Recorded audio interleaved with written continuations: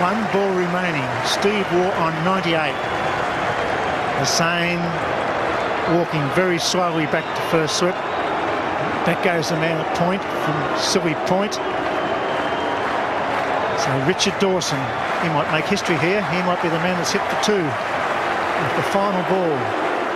I was trying to stay calm and trying to stay focused and just concentrate on what I had to do, and that was to hit the last ball. And I almost felt as if it was my destiny to score a four off that last ball, and the people wanted it, and I could feel, you know, how much they really wanted it, and for me it definitely helped me relax. The entire team and everyone related to the team were gathered on the balcony. It was just dead silence, the expectation and the sense, I think, that had settled on everyone that this had somehow been written. Silly Point comes in, the man at deep mid-wicket coming in. It wasn't so long ago, was it, that Nasser Hussain was giving Steve Waugh ones and twos? Last innings in Melbourne, he had the field spread everywhere. He's under a little bit more pressure here due to Steve Waugh's great batsmanship. Watch out for the late case there if he pushes us down quickly. It's gone for it. There it is.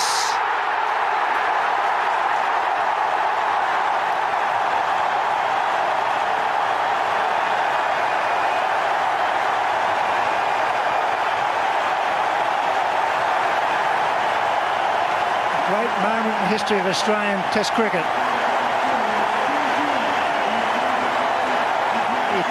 Equals to Donald Bradman's tally in hundreds. It was more than that for Stephen Waugh. They stood to him when he came out.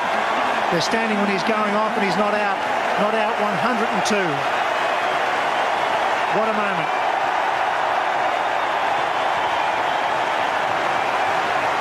I felt as if I was just going to hit the ball for four, and fortunately he threw a quick one in, and the reflexes were good enough to just swat it away past cover and hit the four. And it was it's amazing because the shot I hit was just perfect. It just hit the middle of the bat, and I knew straight away it was going to be four. And it was a lot of emotion. It was overwhelming relief and joy, ecstasy. Everything sort of rolled into one to hit the four and the crowd to go berserk, and to run past Adam Gilchrist. I could sense that he was very happy for me as well. It was a perfect ending to you know, a great script. A ball that most of us in world cricket would just sort of pat back, and Steve Waugh's hands, I mean, Steve's hands are magnificent, and his hands just somehow, it was probably the shot of the Test match, not just because of the occasion, but it was a regulation forward defence, and his hands just nailed it through the covers, and then just pandemonium set in, really.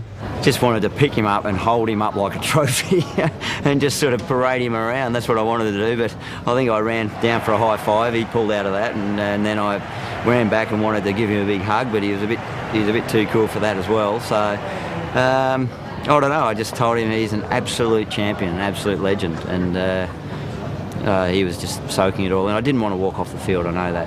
I just wanted to, I could have stood out there for another hour and just lapped it up. 1 week, what a difference. Gilchrist did it, right to a fine art. Single up the second last ball. Steve Waugh manufactures a very memorable moment. Clapping in the commentary box, clapping all over Australia, one would feel. That is a magnificent innings under pressure. You'll see none better. 40,000 fans and millions of viewers around the world. You've seen a great player make a magnificent 100 under pressure.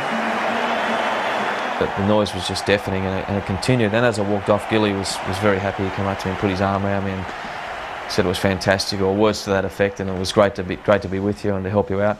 And then I noticed quite a few of the England players coming up towards me, which was a really nice touch. I mean, they didn't have to come over and congratulate me. And I think most of the side, if not all of the side, come up and said, well played, it was great.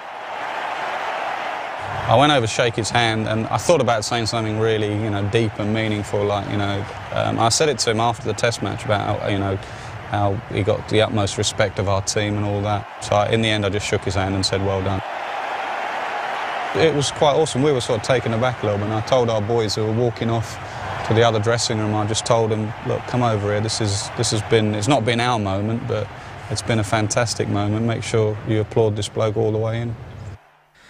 And then walking off, the applause continued, and I just tried to soak it up as much as I could without sort of being a lair about it. You know, raising the bat and acknowledging what had happened, and I just felt as if they were part of what happened that day, and I wanted to say thank you to the crowd.